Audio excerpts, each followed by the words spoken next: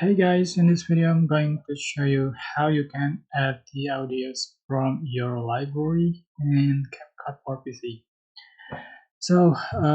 I think this video is especially for those of you who are using Capcut PC for video editing for the first time.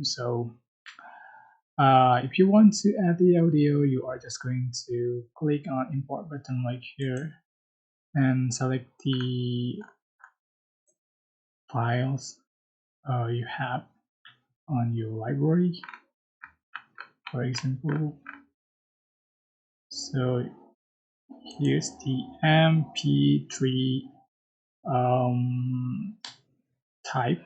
Just click open and then you can drag to the right like so, or you can go to audio and select the extract audio and import for extracting audio from the video. Right, I hope this tutorial was helpful for you guys. Don't forget to like, comment, share, and also subscribe. Thank you so much for watching.